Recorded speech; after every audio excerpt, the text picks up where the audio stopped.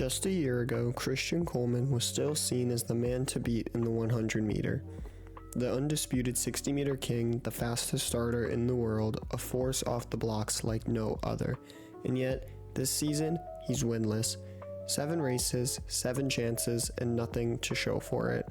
No victories, no sub-10 win legal times. Today, I want to take a closer look at the collapse of one of track's most electrifying sprinters and try to understand what went wrong. To understand this fall off, we need context. Christian Coleman was handed a 2-year suspension in 2020 for missing 3 drug tests, a brutal setback that erased his shot at the Tokyo Olympics.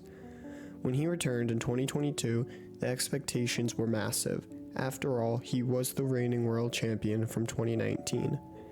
Interestingly, his first race back was a 300 meter, not his event, where he clocked a 33.2. A soft opener, but no real red flags. Again, this was not his event. Then came his return to the 60 meter. Coleman wasted no time running a 6:49 in his season debut, then reclaiming his world title indoors.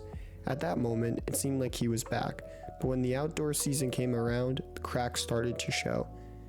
He placed 6th in the 100 meter at the World Championships with a 10.01. Decent, but far from the standard we're used to seeing from him. Then came 2023. Coleman looked sharp, confident. He ran multiple sub-10s and even dropped a wind-dated 978. At the World Championships in Budapest, he finally seemed poised to redeem himself. And in the final, he did everything right, got out strong, led through 80 meters, but Noah Lyles ran him down in the final strides. Coleman finished a 983, but again, no gold, no podium, just another almost. You could feel it slipping, not from his legs necessarily, but from something deeper, his moment. 2024 should have been the bounce back, the redemption year, the Olympic year. Coleman started strong at the US trials, dominating the early rounds with ease, but in the final, the nightmare unfolded. He stumbled near the line and finished 4th, just like that, out of Paris. To miss both Tokyo and Paris, 2 Olympics in your prime, is devastating. The mental toll, immeasurable. But Coleman wasn't done. With a new coach, a new mindset, and a point to prove, he entered the outdoor season hungry. But from the very first race, it was clear something was off.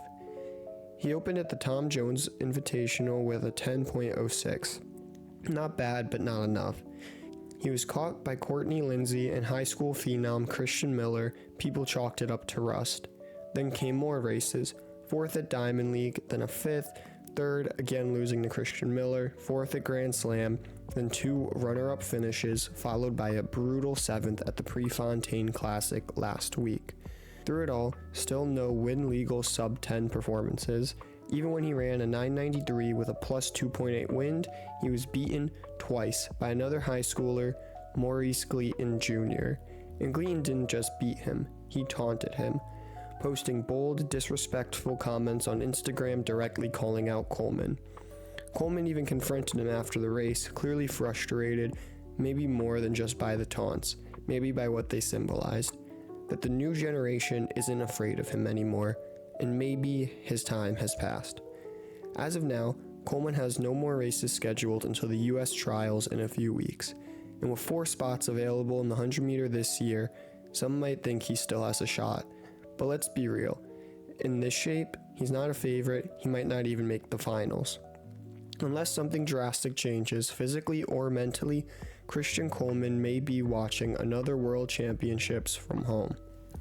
One of the wildest parts of Coleman's fall off is how quickly his rivals have surged ahead. Noah Lyles used to be the 200 meter guy, now he's America's sprint king across both events. Fred Curley came from the 400 meter and took over the 100 meter almost overnight back in 2021. And now, guys like Christian Miller and Maurice Gleaton Jr., literal teenagers, are not only beating Coleman, they're mocking him. The respect gap has closed. The rivalries that once pushed him to the top are now leaving him behind. And in a sport where confidence is everything, losing to rivals you used to dominate, that stings more than the time on the clock ever could. It's not just that Coleman is losing, it's who he's losing to. The new generation isn't chasing him anymore, they're stepping over him. It's tough to watch one of the sport's most explosive talents fail like this. From world championship to winless, from feared to forgotten. But track and field doesn't wait for anyone. If Coleman wants to get back on top, he has one last shot to prove he's still that guy. But time is running out. Thank you for watching. If you want more deep dives like this, make sure to like, subscribe, and let me know in the comments who you want me to cover next. Until next time, stay fast.